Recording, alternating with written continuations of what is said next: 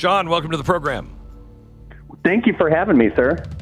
You bet. I'm glad to have you on. You know, I'm not sure of anybody's position because the smart people, like I think you are asking questions and not coming out with these bold declarations. They're just asking questions, and sometimes their own response, at least mine is, it's very nuanced. And I'm not recommending anything. I'm asking questions, and I'm warning about the mistakes of the past. I don't trust anybody.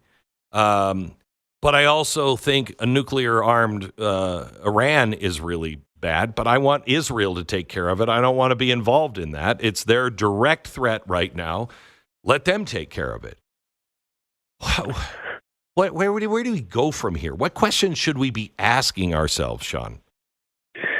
Yeah, I love your approach to it because it doesn't start with a conclusion. It's kind of trying to build what we should be doing from the bottom up, which becomes a discussion of first principles, and I think that's really important. I think we probably all agree that we don't want bad people and we don't want our enemies to have weapons they could use to destroy us or our friends. I think probably everyone agrees on that. We probably... Well, can I add a caveat to that? Not just our enemies, but especially those who are bat crap crazy or believe in the return of the Mahdi, and I can hasten his return by washing the world in blood. That puts you in a special category for me. But anyway, go ahead. And I think I might even extend it. I'm not even sure I want our friends and allies to have them. In a perfect world, we would be the only country with these massive weapons. Okay. All right. I'll go for that. Yeah.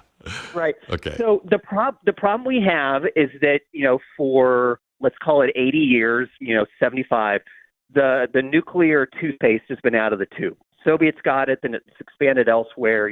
India, Pakistan, North Korea, France, Israel, South Africa for a time.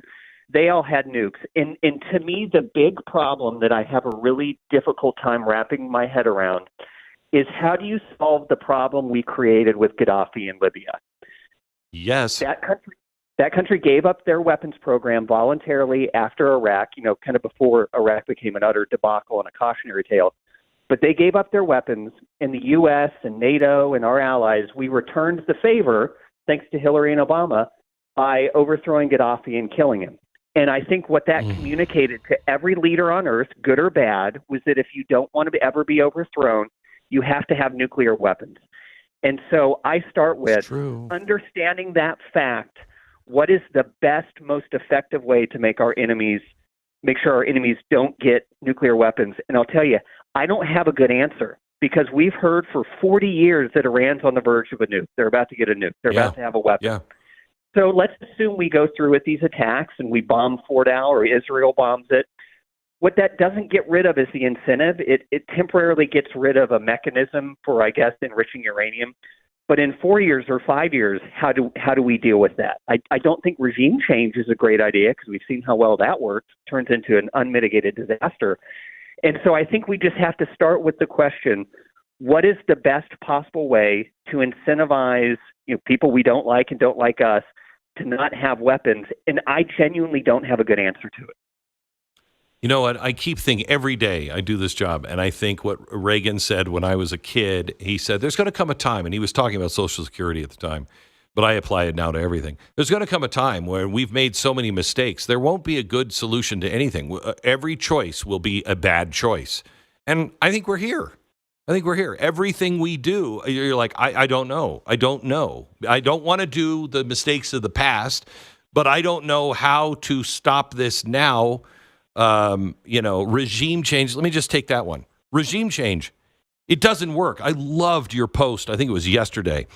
Yes, our military-industrial complex lied about Vietnam, killed Kennedy, ran a coup against Nixon, then killed another Kennedy, tried to get MLK Jr. to kill himself, ran drugs through the Americas to fund shenanigans in the Middle East, funded bin Laden and the Taliban, missed 9/11, then lied about weapons of mass destruction in Iraq, got an ambassador murdered in Benghazi, then turned Libya into a slave market run by terrorists, then created ISIS, ran the Russian collusion hoax, tried to overthrow Trump with the Ukrainian hoax, weaponized a bat virus that killed millions of people, then lied about it, and then used the virus they made to steal an election. Then arrest Trump, tried to bankrupt him, tried to make him die in prison. And then when they failed, they denied him adequate security, leading him to be shot in the head. Yeah, they did all of those things. The drug cartels, Iraq, Bosnia in the 1990s, Iraq and Afghanistan in the 2000s, still Iraq and Afghanistan in 2010, plus Libya, the whole moronic Arab Spring thing, Ukraine in the 2020s. These were all disasters that cost millions of dollars and countless lives. You're right on every single one of those things. Every single one of those things. So how do we make a decision now?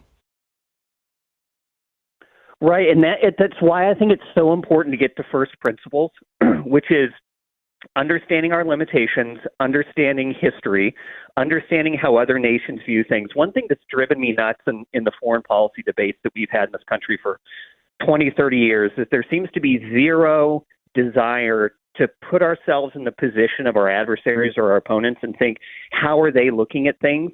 You know, some people, if you try to do that, they'll say, "Oh, well, you're sympathizing with them, or you're appeasing." Well, no, this is the basic stuff for negotiation. If you're playing chess against someone, you want to understand what they're going to do next, so you can respond to it. And we just never do that. And I guess so. I look at this. I think there's probably two major options for either forestalling or preventing a particular regime from getting weapons. The first one is regime change. In the short term, you can tell yourself, we're going to go overthrow these people, and then they won't want nukes anymore because we'll put our friends in, and then that'll be good. Well, that's been ongoing in Iran for 100 years. You know, the Brits and the Soviets are the ones who came in and put the original Shah in. It's been a mess over there. So personally, I throw regime change out the window because it opens up Pandora's box of just insanity, as we've seen in the Middle East. Okay, hang on just a sec. Wait, on that.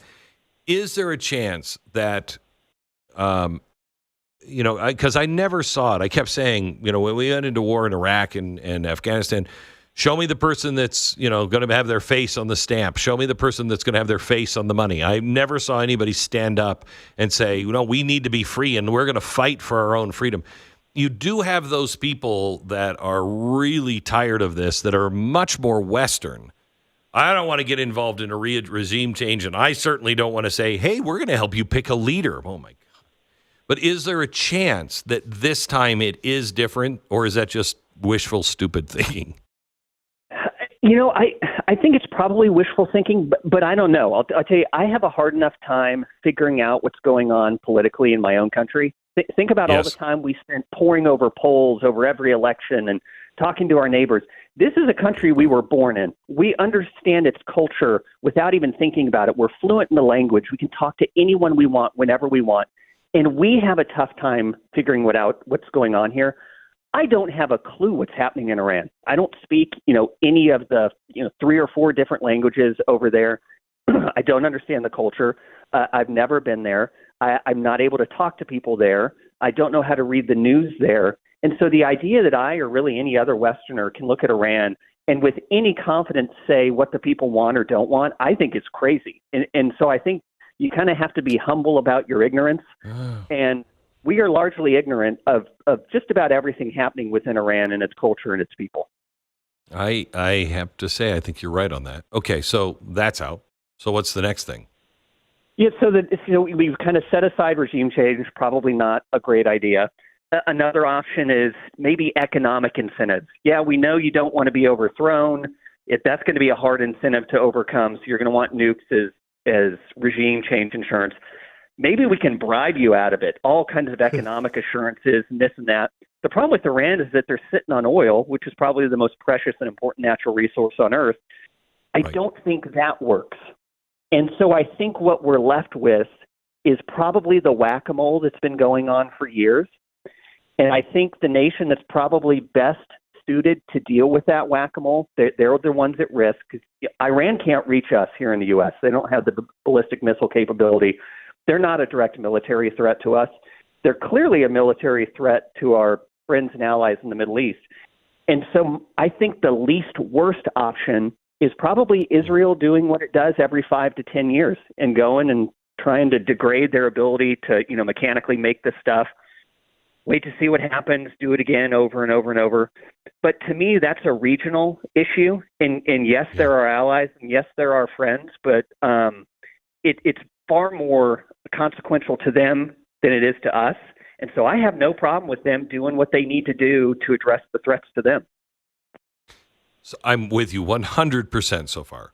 Now, I'm very, we are the only ones with the bunker buster that could get into that. I mean, I think that, what does that go down? 12 stories, 20 stories? 20 stories underground.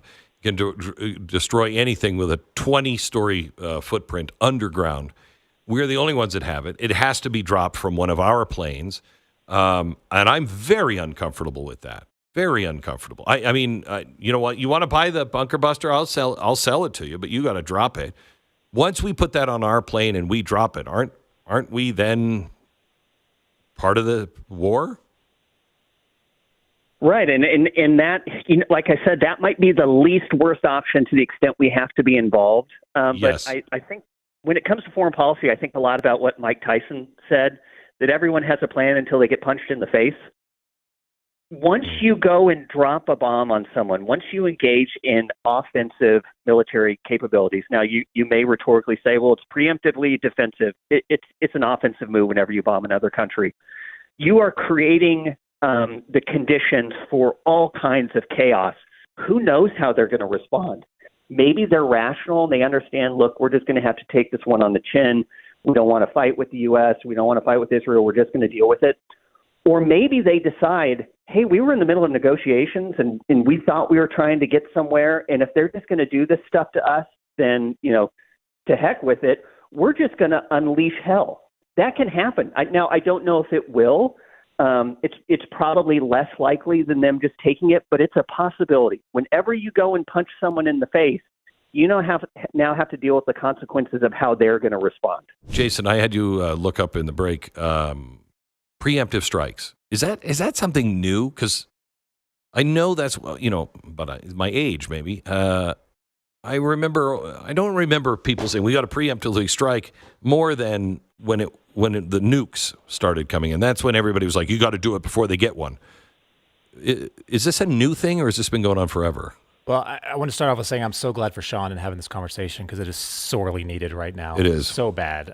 There's a weird irony with preemptive or preventative strikes because the first modern preventive strike in, looking at the Cold War era was the start of the 6-Day War when Egypt blockaded Israel, massed 100,000 troops. Wow. Then Israel did the first modern preemptive strike. If they would not have, they would not be here right now. So it's just another coal in the fire, really, for, what is the red line and allowing something like Sean, this to what happen. is the red line? Is there a red line? For us or for Israel? Any society, is there a red line? I think the answer for Israel is a lot sooner than ours, but is there such a thing as a red line to go first and preemptively strike? Yeah, I'm sure there is. It's so situational that I would have a hard time saying right now, this is a red line that satisfies all conditions for all nations. How about just for Israel right now? For Israel, I would think it would be a delivery mechanism and the actual developed warhead. That's probably what I would look at. Can this enemy nation at this moment deliver a nuclear warhead to us right now? That's what I would say is the red line. But you know what? I haven't had a country trying to wipe me off the earth for the last 80 years, 75 years. So 5,000. Right. But hard for me, just given my position to know exactly what theirs is. For the U.S., I'd say it's probably close to the same thing, an ability to attack the U.S. people. Now, you'll hear from the Pentagon and people saying, well, they can hurt our troops in the region. My view is, well, that's probably a good reason to not be meddling in other regions all the time because you're putting your people at risk. Sean, thank you so much. What a great conversation. I really appreciate it. Thank you for being reasonable, rational, and allowing people to disagree and learn from our disagreements. Thank you, Sean. Appreciate it. You're very gracious. Thank you, sir. You bet.